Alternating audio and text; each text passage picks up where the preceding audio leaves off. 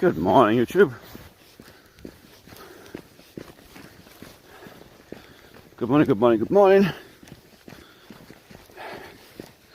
On my way down to Gatchina. But first I've got to get to the train and I'm running a little bit late. Minor technical issue. But everything's running now. Meeting Aussie Spy, he should be on the train.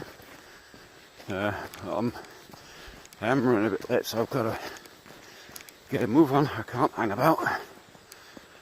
We're going to have to brisk pace to get down to the train station. It's usually would take kind of 40 minutes to an hour if you're going slow. So I reckon I can do it in 20. I should have time to spare. So got to get a move on. But as far as I know, this live stream we're supposed to be having Journey of Ours on the live stream as well. He's supposed to be with me as well, but as far as I know, he's had to cancel because he's got to go and sort out something called INN, and that means it's some document when you're living here for tax purposes. So if you're paying tax and stuff, you're INN. It's like a national insurance number in the UK, or I'm not sure you'd have that in America, in non-revenue or something. I don't know. But yeah, he's got to go and sort that out. So something's gone wrong there. There's always something when you're an immigrant. You've got this document or that document. So he's gone to sort that out. So I don't think he'll be joining us. Maybe things have changed since last night, and maybe Aussie Spy told me last night that he wasn't coming. He thought he wasn't coming, so maybe he will be there. Who knows? Find out when I meet up with Jason. Should be too long.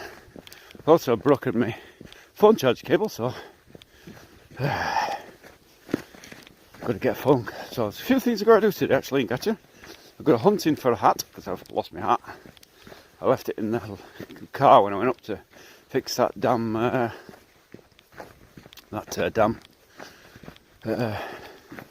pile machine, and I lost one glove. I only lose one glove, but I might lose one glove. So I've got one cold hand. I have to rotate them out in my pocket. It's at -10 today here, -8 to -10 where I am.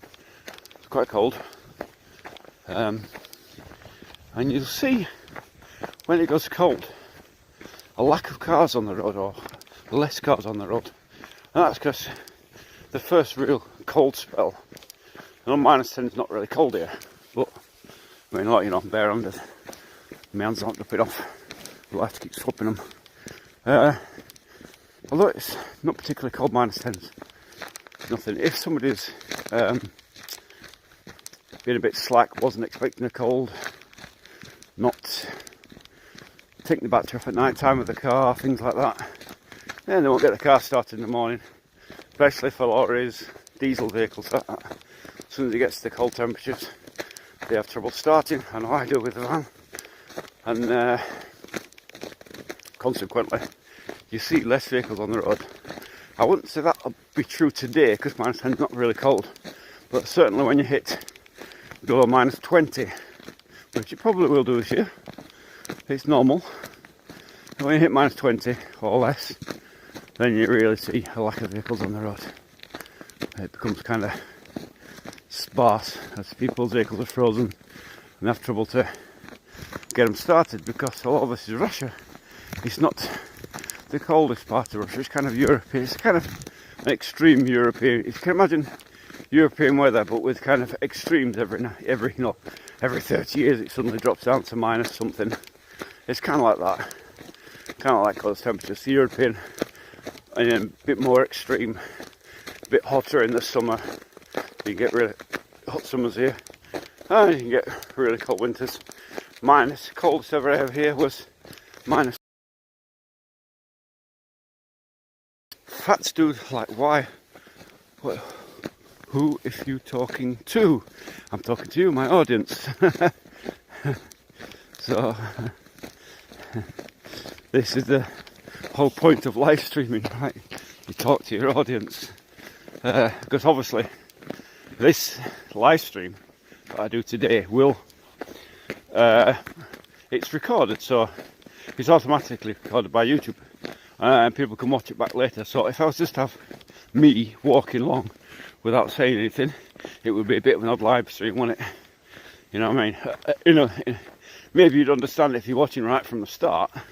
Good morning, whoever that is, I can't see. Brandon, is it? If you're watching this live stream straight from the start, you would understand that I'm on my own, I'm not talking to anybody. But if you're watching a playback later, you'd just be seeing, without any talking, you'd be seeing just me walking in the snow, which wouldn't be, I mean, it's bad enough listening to me talk. Can you imagine just watching me walking in the snow? I mean, what kind of lifestyle would that be? So that's why I'm talking. That's why I chunter along and tell my life story. That's the whole point of live stream. People often pick topics on live streams. Obviously, my topic is Russia,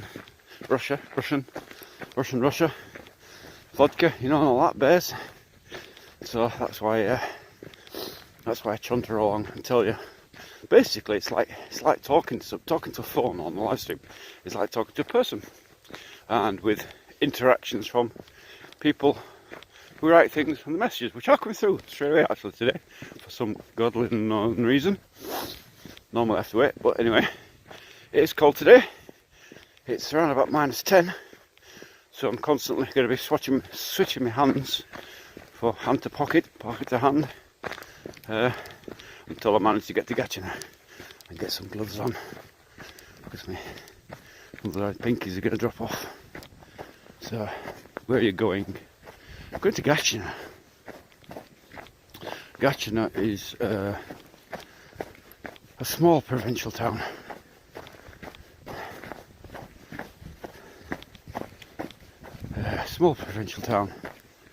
Not too far from here. It's about 20 minutes on the train. There's the small electric train that runs up there. And I'm meeting with Aussie Spy. Look at the description. I've written it. Oh, did I not write it on the description? Maybe I didn't. So anyway, so Gatchina is a small provincial town. It's where the Tsarist dvorets is, or one of them. So that means it's like a palace. There's Gatchina Palace. So there's a palace there, and there's all kinds of parks and things. It's one of those places quite interesting. If not all, it's not huge. And kind of the main road is kind of the whole of the town. I'm putting my glasses under my nose here so I can see what the hell I'm doing before I end up going out of a tit. The place is not huge in the town centre sense. So you've got you've got the shops and whatever, thoroughfares and whatever. It's not huge like that, but the outlying regions of Gatchina are quite big. So you've got kinds of like sub-districts and stuff. Quite big like that. Bigger than what you think. Bigger than you can walk around in a day anyway, that's for sure. Maybe a month. So quite big. But there's a lot to see, a lot of impacted in. So what I'm doing today is showing you, what I'm going to show is a small provincial town away from the city, away from St. Petersburg. But everyone shows St. Petersburg and Moscow on the license. Moscow. Peter, you know. And although I've only been streaming a short while actually, it's now 3 months or something. Now, less than 3 months, what I'm talking about. The channel's been going 4 months, or 5 months, whatever it is. Actual streaming like this. I really started doing the first ones up in Novgorod, but I only did a couple. And really, since I've been here, and I thought, what can I do? You know, I'm not building. I can't create building videos. I've got to think of something else to do. So obviously the shorts and the videos were being released. So I wanted to do something active rather than just relying on the videos and shorts. So I had to live stream. So that's what I'm doing. So I can't show you St. Petersburg all the time because it's boring after a while, isn't it? I've got to go down, going a different way today. I believe it'll be a quicker way because I'm a bit short of time.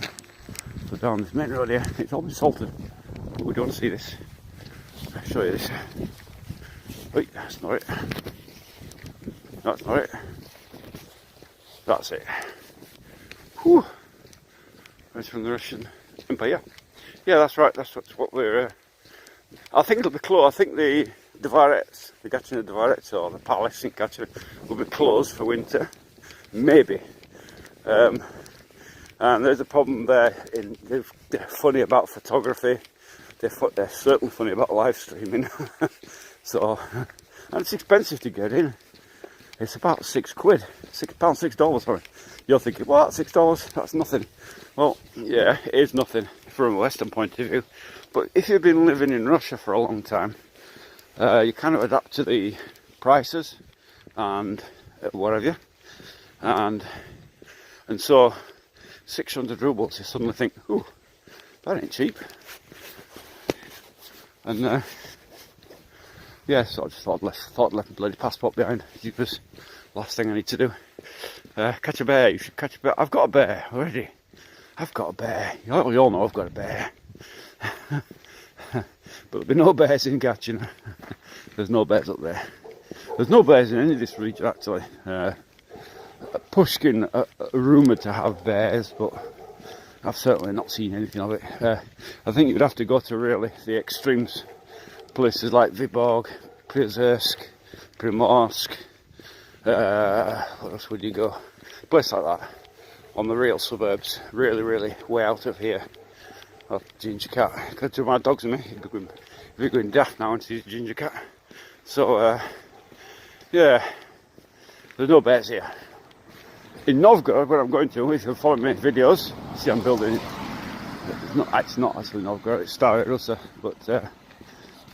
but it's Novgorod Oblast in it, so up there's definitely bears, and very close to the land where I'm building is a river, and the bears like to get in there to catch fish, and that's only about a kilometre away, so a kilometre and a half maybe, so yeah, bears up there very definitely, and wolves as well, but we'll do videos on that and live shoots and that once we get back in the summertime, after the, if you don't know, can you hunt with dogs there? Yes, of course you could, if you're that way inclined. There's all kinds of rules. I'm not a hunter, so I'm not really up on the rules of things like that, but hunting is, look at that car there. That's what happens in the cold, and it's, you see, like I was saying, a lot less cars on the roads today, and it's because of the sudden temperature drop. People unprepared, cars get frozen up, can't get them started in the morning. Things like that, end up getting taxis and stuff, or walking, and so yeah, you really see a difference when the temperature drops and the amount of traffic on the road, quite a thing. So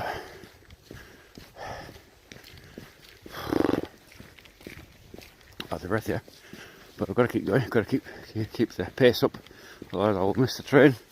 I've missed the train, I'll miss Aussie Spy. He'll be left in Gatchina, and I don't think he's been to Gatchina. Maybe he has, but I don't think he's familiar with it, so don't leave him there and so on. I'd like to be more directly connected to my, I like to be, yeah, okay, that's a good point, you know, kill it, catch it, kill it, eat it kind of thing. Hello, crow. Hello.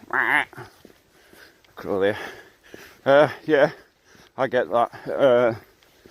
There's something on fire up there. Hoo-hoo. Some black smoke pouring up there. Serious black smoke. I can smell rubber. Something's definitely on fire. Maybe that's a house fire. Common in this weather.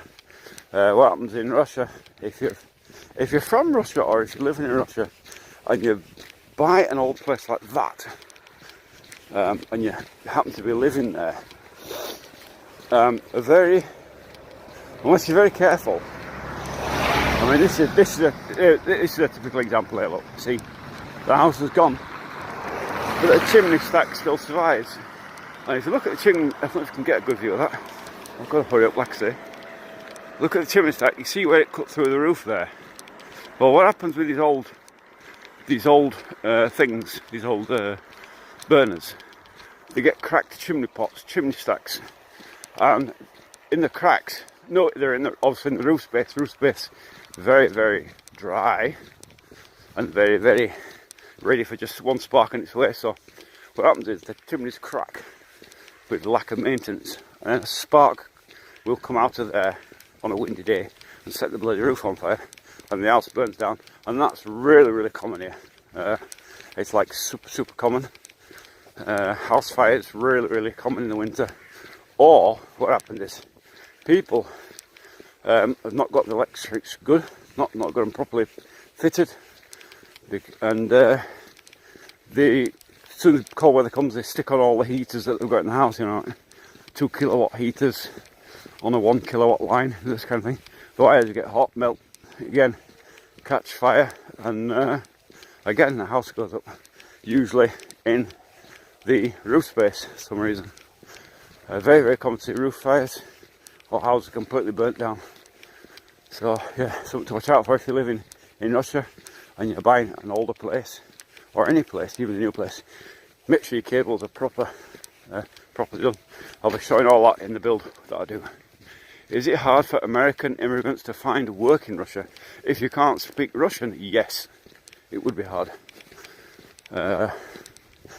Unless you are some kind of super genius and you're working in sort of rocket scientist or something, you know, whatever. But yeah, it would be hard if you don't speak Russian. Bristol looks like shit. Damn, Bristol looks like shit this time of year. I always liked Bristol, you know. There's something about Bristol. I was only working for a company that tested water for a while, and I used to collect water samples. It was only kind of a Sunday job that I did it. It's just because I was working lorries with an agency, and I used to do that because there was no tachograph on the van, obviously. And I used to sneak and do that. I used to collect water samples from Bristol. I used to come from Farnborough to Bristol in a little van, Farnborough in Hampshire, down to Bristol, and collect the water samples and bring them back. And I always used to go in the daytime, like Sunday daytime. It's a nice run. I liked Bristol. That was a long time ago. Maybe I don't know, maybe 10 years ago, maybe less. I'm not sure when the last time I've done that, but it was a fair while ago. But I liked Bristol. I don't know why. It seemed to be a quiet place. But there again, maybe I was only going into the outskirts and really going to one particular place and coming out again. So I never really explored Bristol. But I liked it. I like going down the road from Hampshire to down the motorway. I can't remember which motorway it was now, but I enjoyed that. And of course, as soon as you come towards Bristol, you get that Bristol accent, which almost sounds farmerish to me. You know, kind of piratey. War. It's not, is it? But it sounds like it to me. But there again, I'm a dumb Yorkshire man, you know, so.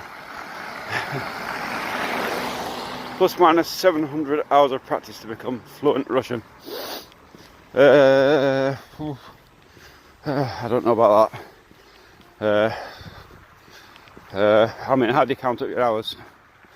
I mean, would that be solid tuition, 700 hours, or would it be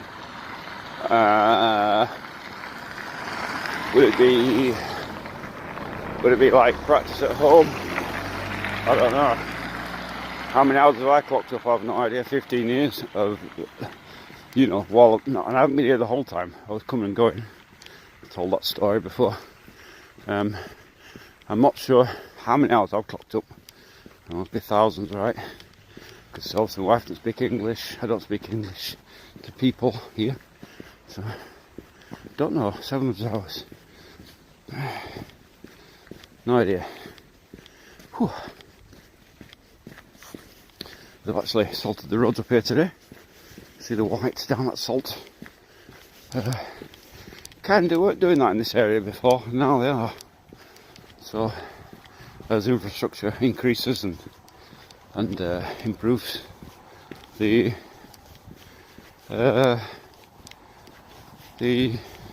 things that do improve.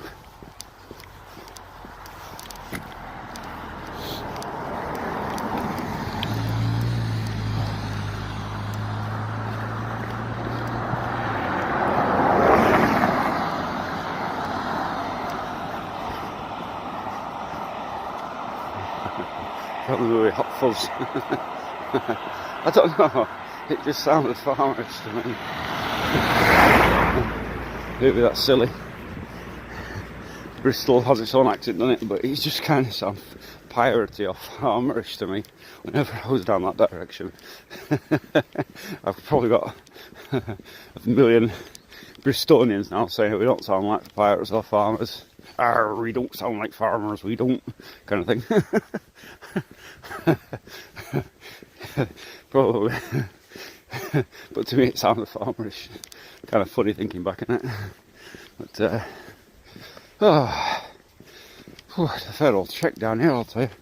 Well, it's not such a far trek if you're walking the dog in, just meandering down here. You know, if you're on a mission, that I am, to get to the bloody train on time, then yeah, getting a bit warm under the collar. And of course, I have to be very, very careful. Very, very careful. What's that?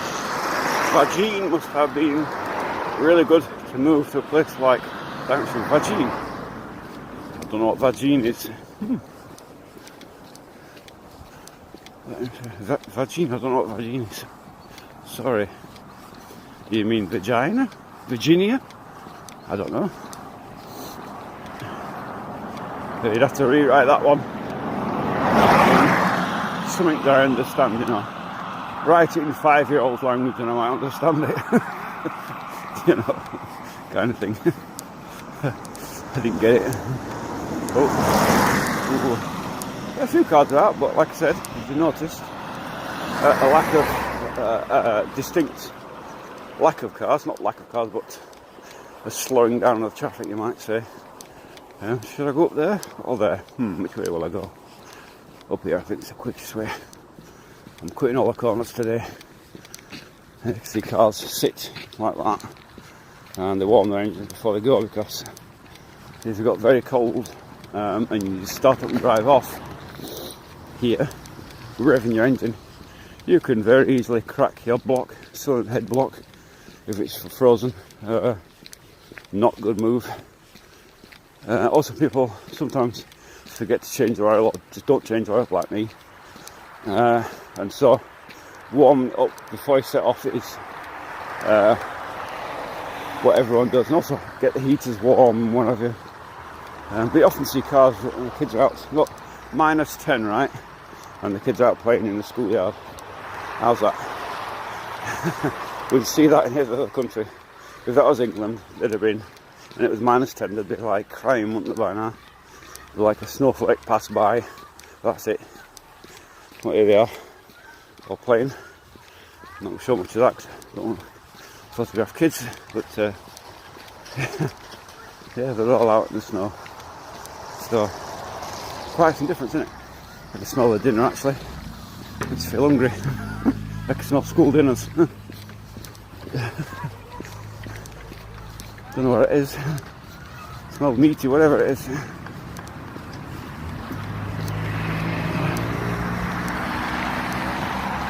Yeah, again, all day I got a fire engine, so yeah, wherever that smoke is, the fire engine is piling on up there. So he's going at some speed. He doesn't. So obviously, where they don't run sirens, they have the lights, but don't run sirens. You can see it there, going up.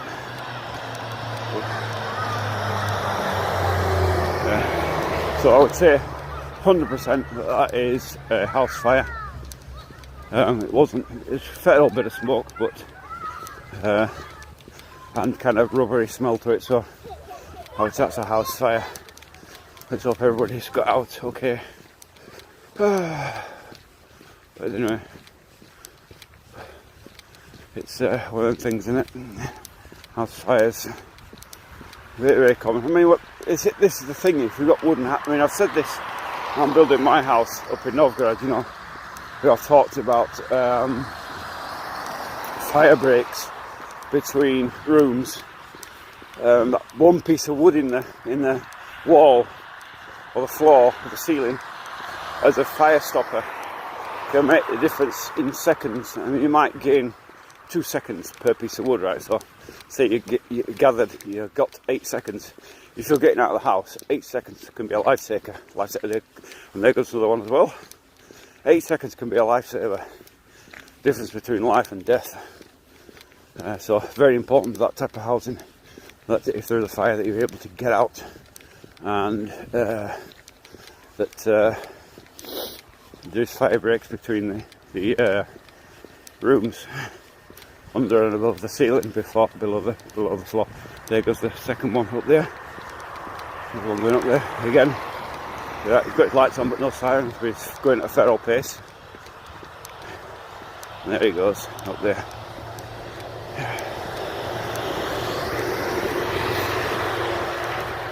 So yeah, street dogs. Hello, street dog. Street dog's coming, or somebody's got a collar on. He's not a street dog. He's somebody's dog, ain't your dog? Eh? Minus his tail, for whatever reason. So, whew.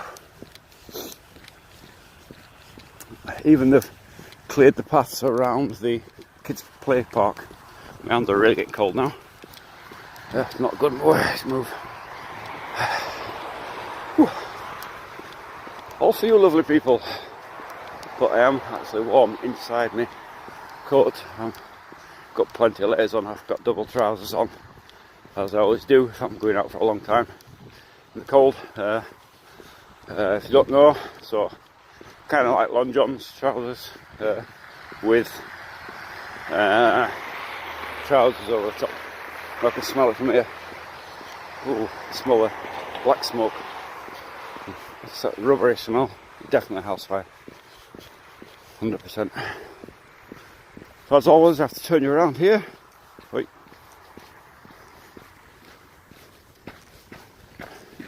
There's obviously something I don't want to photograph there. Like in any country, there's places where you don't want to photograph and video in. Unless you want a lot of trouble. I don't want a lot of trouble today or any day. I don't get these audits. I mean, they say they're auditors. They go outside a police station. There's another fire ambulance going up. Fire ambulance? Fire engine. That's the third one, yeah. Again, if you've got wooden houses in close proximity, one catches fire, another can catch fire, and so on. So, very dangerous. And this is where the rules about how close you can have your house to the neighbour's house, how close it's to the fence, these kind of rules, and it's to prevent multiple fires. I know we know somebody whose house burnt down.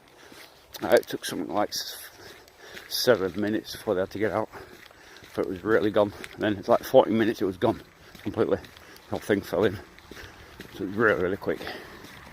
And that fire melted the other house. The next house was 6 meters away, and it melted the plastic siding on the outside of the house, and plastic windows melted as the surrounds of the windows, not the actual glass, but the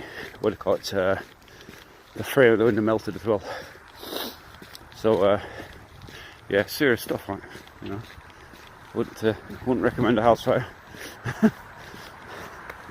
And of course, the problem if it's their only place they live, if it's not insured, a lot of people don't bother with insurance, you know. And even if you are insured, how long does it take to get your house sorted out and insurance sorted out, whatever? I don't know. A long time, right? So, you know, causes all kinds of problems for people, house fires. Not just a physical loss of your property, but the aftermath, you know, where you're going to live, insurance, sorts of that, loss of all your documents, ultra important in Russia.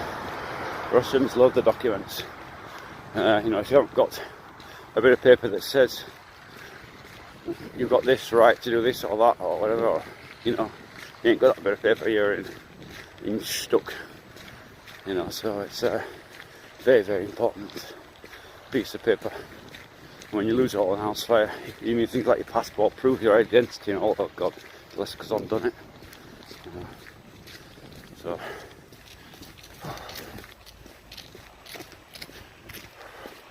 it's very, very important anyway.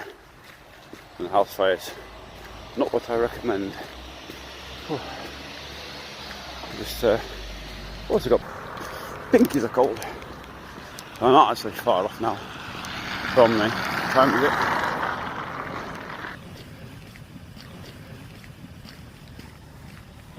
5, maybe I'll make it if I really get a move on. No, 11:35, 11:23. No, I'm not going to make it. I missed it. So I'm going to cut this live stream off and get in contact with Aussie Cossack, and then come back on again once I've worked out what I'm going to do. Probably catch the next train or the bus or something. So let me work it out.